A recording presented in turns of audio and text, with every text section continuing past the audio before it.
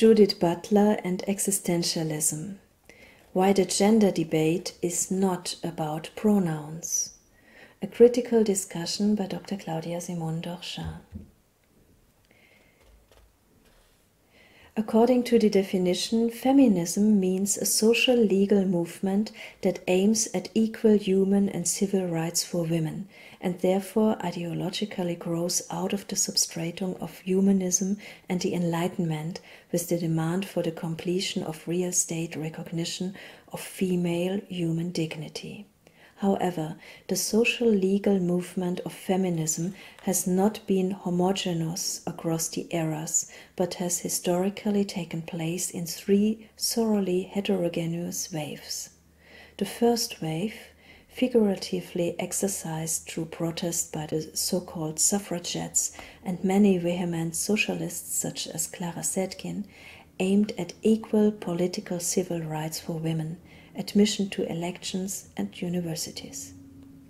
The second wave, inspired by Simone de Beauvoir's work The Other Sex, aimed at full legal and professional equality for women and, in the wake of the student protests in the 1960s and 1970s, raised the slogan that even the private sphere is always political. Both the first and the second wave of feminism thus set goals that, despite all the epoch-typical colorings and time-linked accents in their implementation, could be identified with the realization of human and civil rights for women, something that today no reasonable thinker with a concept of enlightened legalism would be likely to reject.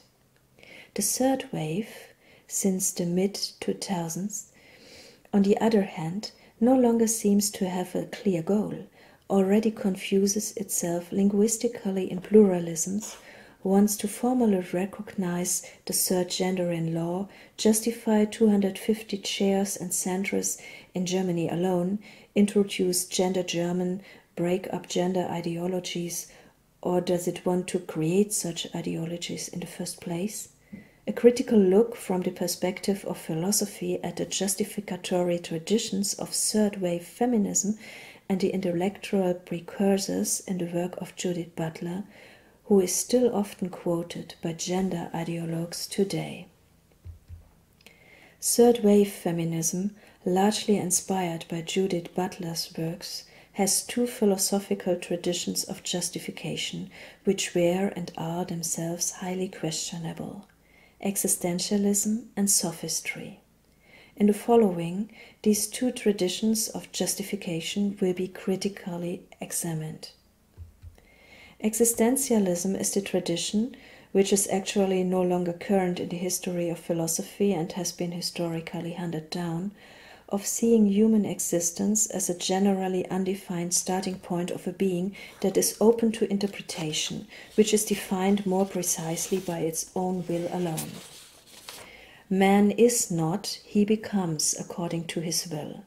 Existentialism began its triumphal march with Jean-Paul Sartre's 1943 writing Being and Nothingness, in which he coined significant sentences such as "Man exists first and defines himself afterwards." The human existence as a being not directed in the origin and only in the later development defined by the will itself was a protest in the time of the emergence of existentialism, especially against theological hardliners, also in philosophy, who wanted to force man into a narrow corset of concepts and definitions. With this, the Western ontology, it means doctrine of being, was directly turned upside down, which since the scholastic Middle Ages has been based on an essentialism which claimed that being is preconfigured and cannot be changed by the will of the individual.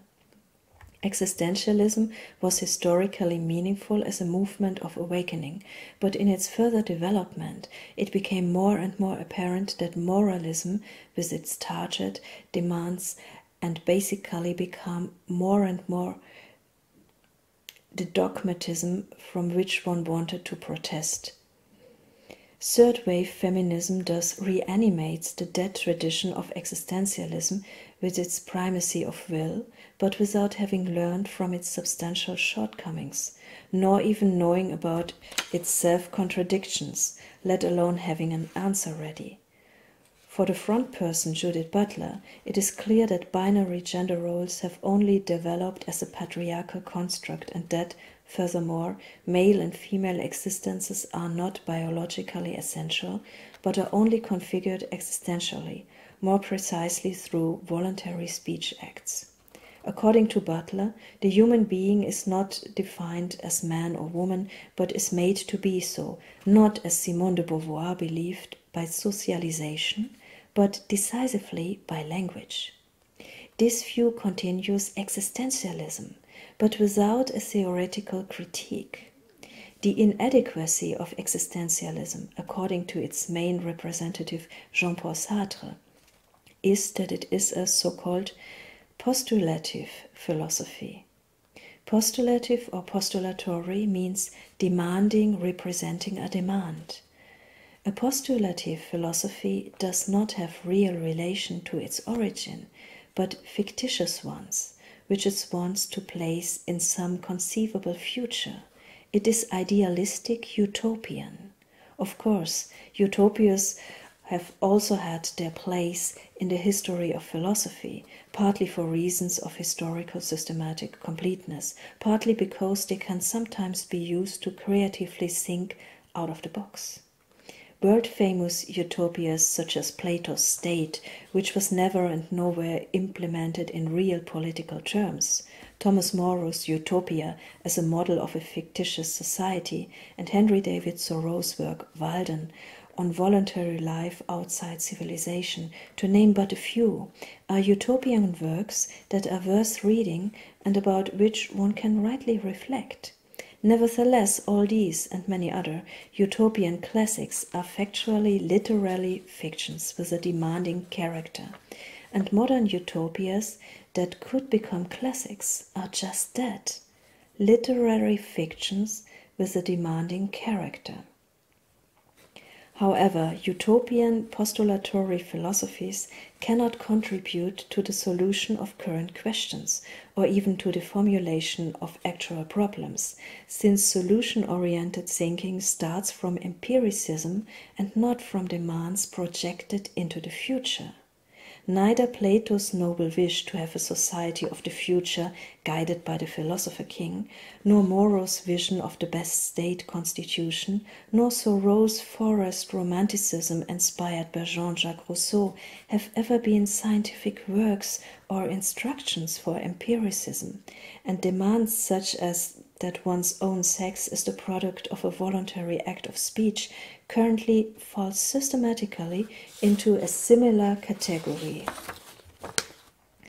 What Butler fails to recognize, and with her followers, is that utopian postulation is perfectly permissible in the history of ideas, but it does not represent a solution to the problem, and is not even sufficient for a factual, realistic formulation of the problem. The second tradition of justification of third-wave feminism is sophistry. In Plato's time, the so-called sophists were itinerant teachers who promised, for a lot of money, to make any citizen's son in Athens eloquent and worldly wise with their lessons of supposed knowledge for sale. However, these were often not solid knowledge, least of all in the service of finding the truth, but rather heuristic dialectics, rhetorical tricks, word salad and trend terms, as they had already been used in antiquity as a means of deliberately confusing the opponent and building up one's own ego. It was for this reason that Plato wrote the very witty dialogue Protagoras, in which a phrasemonger of the same name tries to assert himself against Socrates' technique of searching for truth. A book still worth reading today, by the way, especially in the current linguistic confusion of fluid gender terms without substance. For Butler, language, even more than socialization, is now the effective constitutive criterion that establishes gender and in a certain sense defines it in the first place. According to Butler, A person of female biology can be a man if he describes himself as such by giving language power over biological empiricism. However, language as the exercise of power over being is not only an old sophistic thought that once drove Protagoras to want to be right at all costs in the debate against Socrates, but also a sort of the magical worldview that is undiminished in Christian and Hindu sources. This magical idea of the identity of word and signifier, of designation and designated, is similar in the religious traditions of East and West. Christ is said to be the outgoing word, according to the Gospel of St. John, and the well-known Indian wisdom text, the Brihad Aranyaka Upanishad, takes its name from the fact that one is not allowed to pronounce its wording within closed rooms. Its magical effect is so strong that if the words are pronounced lightly, the objects in the room will move telekinetically. This idea that a word actually causes changes within the physical world is an intercultural basic of magic. In a sufficiently well-known, profane form, even the popular cheering of the favorite team in the football stadium is part of the magic. Here the word is not just a phonetic utterance or an expression of sympathy, but an entity in its own right, which should serve to increase the power of those addressed, which should stand by them as an invisible but effective player.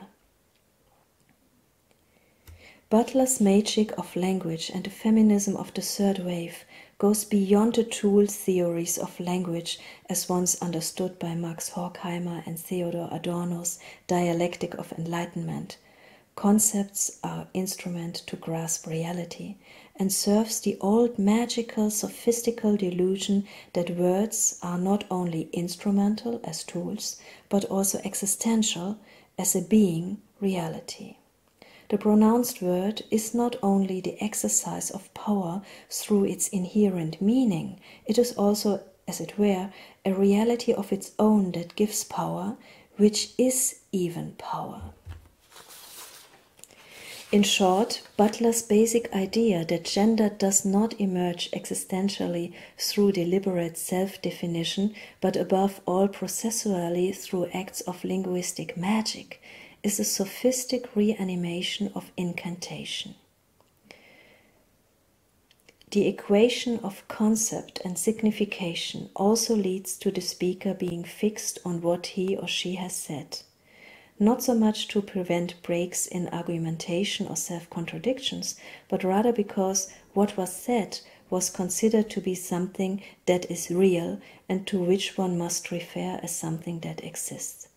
For the sophists, the logos, the word, was an event that had taken place once and for all. To say what is, in sophistic terms, not only the exercise of power, but also the construction of reality and the establishment of history, a bizarre undertaking, which Judith Butler and her various male-female followers are trying to update. A third-wave feminism, which ideologically feeds on existentialism and sophistry as its philosophical lines of tradition, has no justification to be considered an enlightened construct that has as its content the humanistic legal goals that inspired the first two waves of feminism. Thank you for your attention.